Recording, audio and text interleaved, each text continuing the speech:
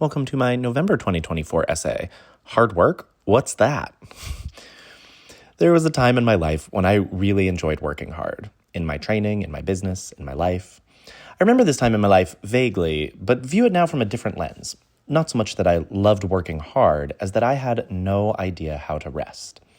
In many ways, literally and figuratively, I ran myself into the ground. I didn't know that that's what I was doing until I was suddenly on the ground. I always saw people who worked harder than me, so I figured what I was doing was normal. Lately, I have been much less interested in working hard. I've been practicing resting until I feel ready to work. I've been practicing letting go of outcomes and focusing on working at a pace that feels well-rested.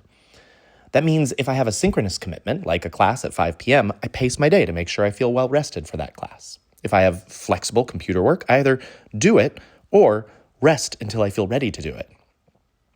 These ideas align with an ethos, for sure. But is it an ethos of laziness or a real commitment to finding a different way of being in the world? Is it a sort of hedonistic resting on my privilege, or is it a heroic anti-capitalist fight the grind stance? The truth is, it's probably a bit of both. Marx writes about how capitalism alienates us from our labor, so remaining unalienated from my own labor feels like a form and source of resistance, or at least a source of comfort. Here is a non-exhaustive list of things that I've changed over the last few years, aligning with this ethos. First, soft starts to all my classes. All my classes have a soft start now, and I don't expect my class rosters to be as accurate as they used to be. Soft start means that my students can show up between 10 and 15 minutes early or leave 10 to 15 minutes before the end of class or come like 15 minutes after the scheduled start time. There's not even like a hard cutoff. It's something more akin to a combination open studio / here I'm going to be and I'll be teaching the way I teach during these hours. Soft deadlines. I try not to give myself hard deadlines anymore. Deadlines are now 2 to 3 day windows. Third, waiting to work. I am not forcing myself to work. I am waiting until I feel ready to work. Here are some of the bad things I've found come along with not working so hard, because it is not all good. 1, I do not make as much money. I made a lot more money when I was willing to hustle. I make less money now, and my stress around money has actually pretty much stayed the same. It turns out that making more money didn't make me less stressed, and making less money doesn't make me less stressed or more stressed. It turns out I'm just kind of a stressed out person sometimes, and that doesn't have to do with how much money I'm making. 2, big projects feel really daunting. I have several big projects that I'm interested in, but a combination of not wanting to do the work, not feeling rested enough to do the work, or not being able to summon the chutzpah leaves big endeavors off of my table for now. 3, I get this sense of nostalgia for when I could work hard or wanted to work hard, and a bit of envy for people I do see hustling. I suppose envy isn't quite the right word, because I don't actually want to work that hard again.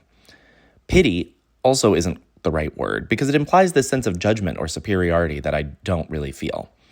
Maybe it's most accurate to say it makes me tired to watch people work hard. Finally, I never really feel satisfied. Now, that was true when I worked hard too, even when I did work hard. Maybe satisfaction is just not a sensation that I'm well equipped to feel. I have really struggled over the past few years of my life with the transition away from physical work, coaching on the floor, towards more mental work. No matter how much I type, revise, create graphics, or chat with people on my Discord, I never really feel like I have worked hard. Nothing quite matches the loveliness that I remember of the physical draining that comes at the end of a day of rehearsing or training or teaching.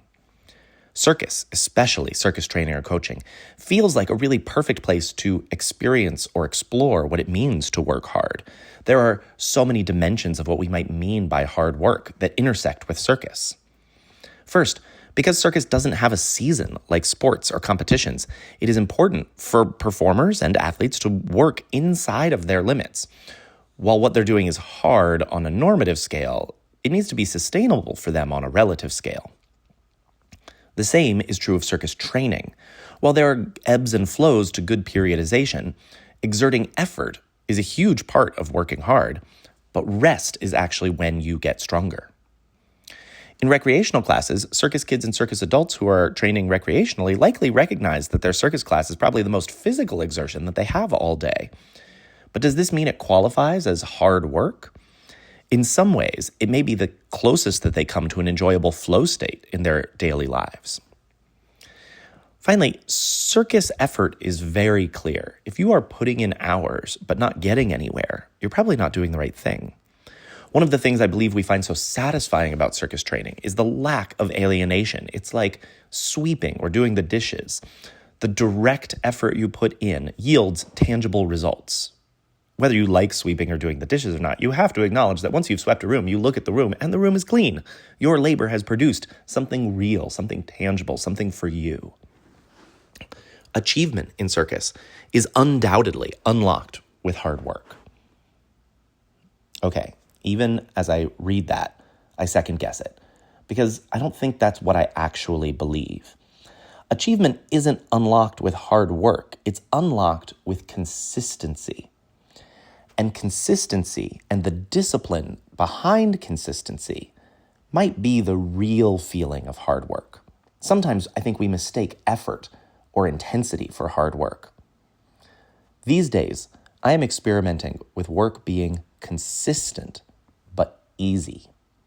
What can I accomplish if instead of working at a high effort level or a high intensity, I just work consistently and easily? I've found that things take longer, but also last longer, and I'm happier. One of the reasons I made all of my teacher training resources Pay What You Can is I wanted to model what it looked like to be all in on some new way of being in the world, for things to be easy. Of course, I am still swimming in the water of all the systems all around me, all designed to extract value from me and from you, to support a class of people whom I just really, truly, actually despise. If I want the world to be different, maybe what I actually mean is my world. I think that's all that most of us can ever really control, what our world looks like. In this new world that I made for myself, I often have conversations with people who hesitate to buy any of my training modules because they want to pay me what I'm worth, or don't feel comfortable paying less than the center price that I've set, or aren't sure what the value is. My response is usually something like, and so what's the result of that? The result of you wanting to pay me what I'm worth is that you don't get access to any of these training materials, which I've worked very hard on and I'm very proud of. And I don't get any money from you? Who's winning there? Like my dignity? Your dignity? Your sense of me being what I'm worth? I'm saying I'm worth whatever. The answer is, the thing that wins is the system that has conditioned both of us to believe that I have created a product that has a fixed value. And if I give it away for anything other than that fixed value, then we are somehow not respecting each other as people. We have substituted money for value. We have substituted money for respect. And I don't believe in that.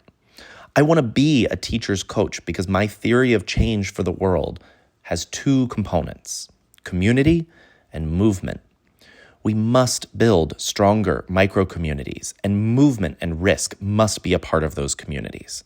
And movement coaches are uniquely equipped for that work. I don't want to be in a community of people who can afford to be in community with me. I want to be in community with a group of people who are willing to invest their time, whether or not they have the money.